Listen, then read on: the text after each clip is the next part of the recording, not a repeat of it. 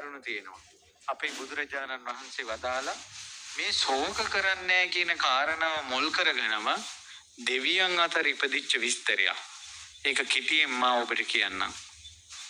බුදුරජාණන් වහන්සේ දේශනා කරනවා පින්වත් මහණෙනි අතීතේ ජනසන්ද කියලා රජ කෙනෙක් පහළ වෙලා ඒ රජතුමා පින්පව් ගැන මිනිසුන්ට කියලා දුන්නා.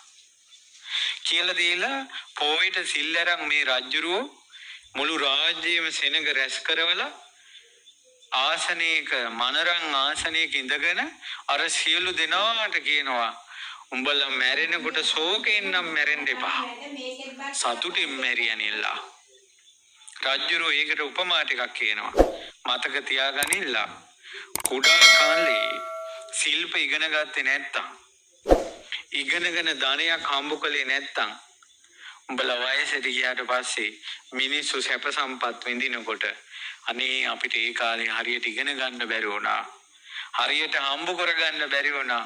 අපේම කාලකන්ණි කම කියලා හිතට වද දෙනවා. ඔය ශෝකේ ගන්න එපා උඹලා මැරුණාට පස්සේ. දැන් හොඳට ඉගෙන ගන්න කාලේ ඉගෙන ගනිලා. හම්බ කරන කාලේ හම්බ කරපල්ලා.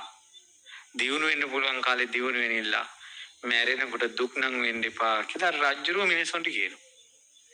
එහෙනම් ඉගෙන ගන්න කාලේ කඩාකප්පල් කර ගැනීම හම්බ කරන කාලේ හම්බ කරගන්න නැති එක මැරෙන වෙලාවේ ශෝකෙට එනවා.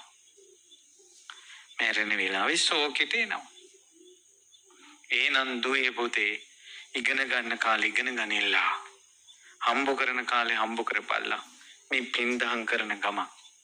ඔයාලට උනත් ධනෙ වියදම් කරලා සමහර කෙනෙකුට පුළුවන් මේ වගේ චෛත්‍ය තනියෙන් හදන්න, විහෙර විහාර තනියෙන් හදන්න, මහා සාංගික දාන පූජා කරන්න, කටින පින්කම් පූජා කරන්න, මෙවැනි පිරිකර පූජා කරන්න. ඒකටත් අතට කීයක් හරි ඕන නේද? ඒවා ඉබේ පහළ වෙන්නේ නැහැ.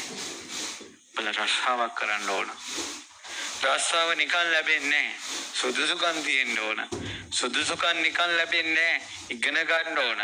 ඉගෙන ගැනීම කියන එක නිකන් ලැබෙන්නේ නැහැ. පෙම්ම බඩු කර ගන්න ඕන.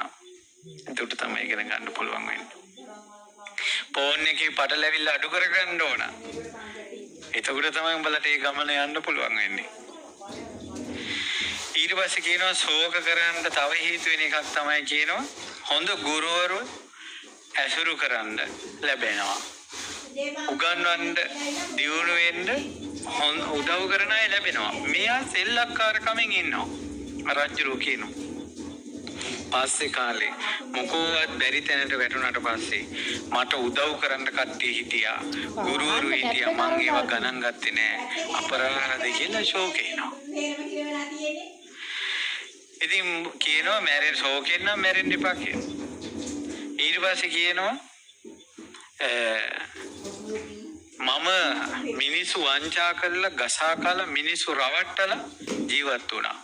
මැරෙනකොට ඕවා මතක් වෙනකොට මම මිනිස්සු රැවට්ටුවා කියලා එක මතක් වෙනකොට ශෝකේනවා කිව්වා. ඒ නිසා ශෝකෙන් නම් මැරෙන්න එපා කිව්වා.